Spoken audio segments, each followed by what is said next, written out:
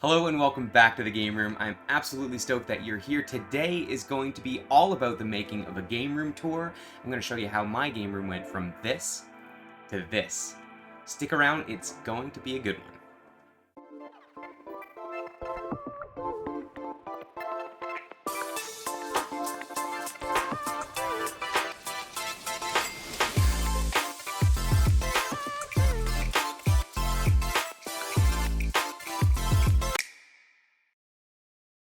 Alright, so the goal of today's video is basically just to take a bunch of my Instagram content and bring it to my YouTube audience, because back in 2020 when I was building this game room space, the bulk of my content was going out via Instagram, and I really didn't have any sort of YouTube channel as it exists right now.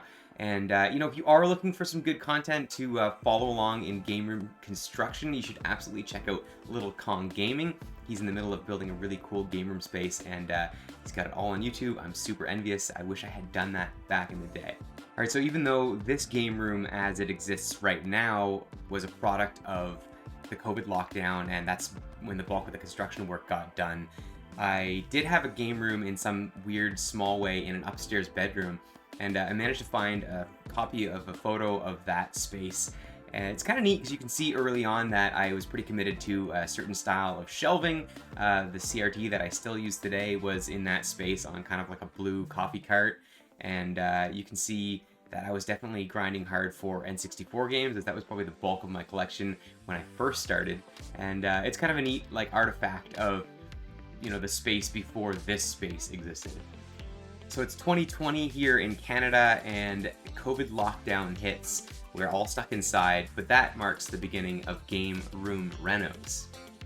Now, game room renos was my attempt to sort of catalog all the construction and renovations that were going on down here in the game room space. I was posting daily through Instagram stories. That was my main form of kind of communicating with anyone who was interested in following along.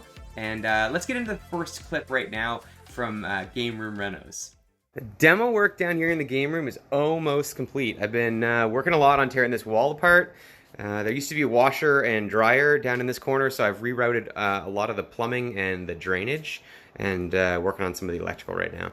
So early on in the construction process, it was a lot of demolition work. One of the first steps was pulling down the drop ceiling that existed.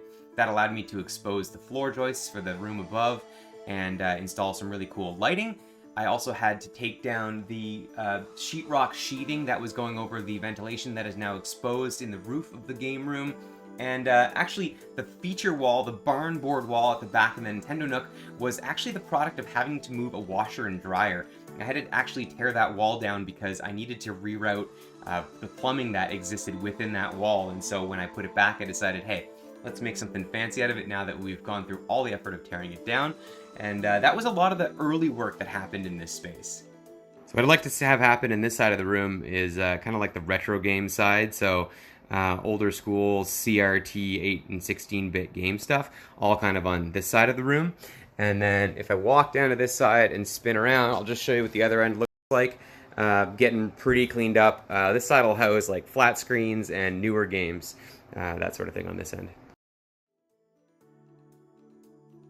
What's cool is I did actually find some old footage of when I sort of realized that idea of putting the CRT down in the Nintendo Nook end of the room. Retro side of the game room. Everything that plays on my big CRT is over on this side of the game room. That ended up just being a little too crowded on that side, so eventually I did move the CRT down to this end of the room, but it was a cool idea while it lasted.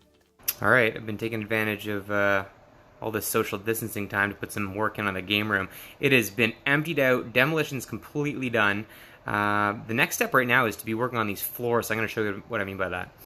I just spent the last hour vacuuming and sweeping these floors to get them ready to be ground. You can see how dusty it is down here right now. Here's what I mean with the flooring.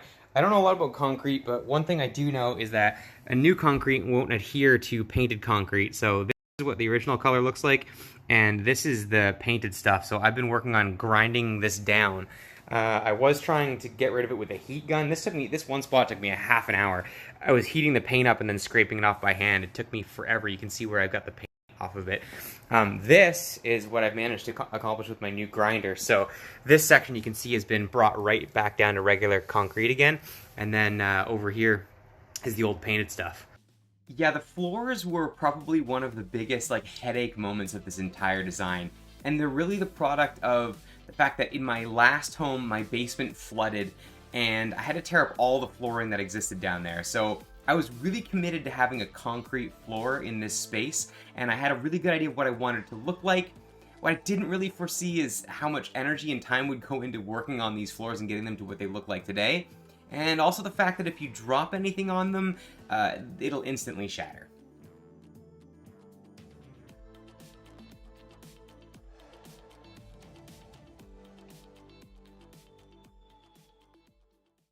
Okay, it's about 9 a.m. on a super gloomy day, and I'm gonna get this floor. I'm gonna give this floor one more final vacuum, and lay down a coat of some bonding adhesive. And today is concrete day. All right, so I need to make one more run to Home Depot to pick up the rest of the concrete I need. I need about 22 bags to do this room. I'm just rolling on this bonding adhesive. It's supposed to make the new concrete bond really well to the old stuff. It smells exactly like white Elmer's glue. Like that, I would be surprised if it wasn't just glue. I diluted it with water, and I'm gonna roll it on the whole game room space. Alright, admittedly, I almost took this next section out of the video, but I'm leaving it in as an example of what not to do. I attempted to trowel out 22 bags of regular concrete onto the game room floor and thought in my head that I could somehow get them smooth enough. I think 8 bags in, I realized I was way too far committed to turn around. I ended up having to recruit my wife in to help me trowel out some of the concrete, and yeah, it took a full day to get everything down, and at the end of the day, it's still, you can see in the pictures, it's still not nearly as smooth as what I wanted it to be. At this stage of the project, I'm in serious need of a win. I need to find a project that I can work on that I'll have some success at, so I turn my attention away from the floors and focus completely on the barn board wall, which probably got finished way sooner than it had any reason being finished. But I tidy up the electrical work and the plumbing, get some insulation in, as well as some backer board to stick the barn board onto, and yeah, I get that wall knocked out, it's looking beautiful, and I found all the motivation that I need to carry on with this project. Next up, I'm focusing on paint, and I'd seen in a lot of other game room tours that you've got a lot of visual clutter going on, there's a lot of stuff packed into a small space, and so I knew that if I was going to have a wall like this in the room, that I'd want to kind of balance that out with a really clean whitewashed look, and so the whole room went from that nasty yellow to a really nice clean white wall. The drop ceiling had come down early in the game room construction process, and I knew that I wanted to replace it with something a little bit unique and different, and so I started with a soundproofing insulation in between the floor joists, followed by my existing LED lighting system, which is all controlled by a Google voice command, super cool. And I finished it all off with an 1/8 of an inch kind of finishing board that sort of hovers in between the floor joists and gives that exposed board look. Super cool. Absolutely one of my favorite parts of the game room, actually, and probably my only regret is that I didn't put more lights in the ceiling. It's definitely hard to light a space in a basement with not a lot of windows, and so more lights for sure coming in the future. At this stage of the renovation, I have a half bathroom that's part of the game room that needed to be completely gutted and changed, and so a lot of work went into that portion of the game room too. Okay, bathroom work's coming along nicely. Right now I have some crack fill. It's kind of second round of crack fill that I put up. That's gonna get sanded down just a little bit, some touch-ups. Second coat of paint's gonna go on. Hopefully we're gonna get some flooring down today. That's what that looks like. Yesterday,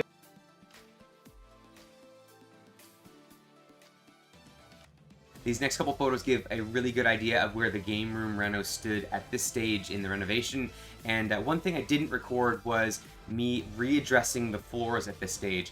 I actually end up going back with some self-leveling concrete, a lot less of it this time, just to kind of add a skim coat to what is existing at this stage.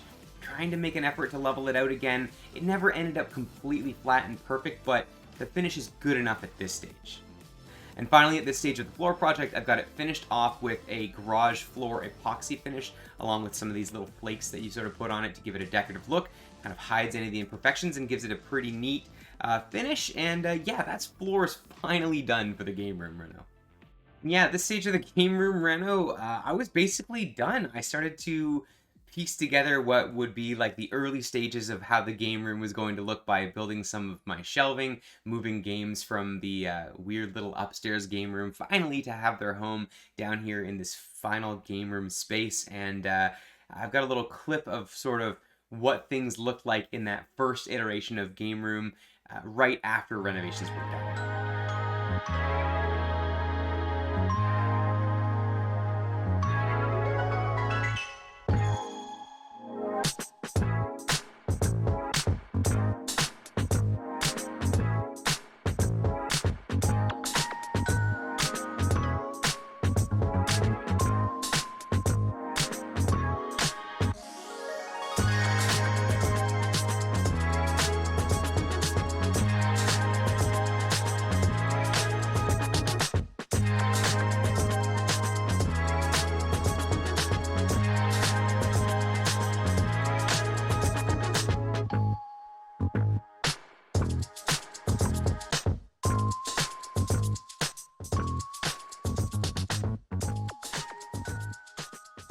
That's a wrap on moving Game Room renos from Instagram stories to YouTube for you to check out. Hope you enjoyed. If you haven't seen my full Game Room tour for 2022, it's my first ever. I'll link it up here for you to check out now. I do all kinds of other videos too, like game hunting videos, travel vloggy stuff, and also pickup videos. So if you want to check out anything else, please feel free to like, subscribe, comment. All that good stuff goes a long way into helping my channel grow. I appreciate it, and I will catch you on the next one.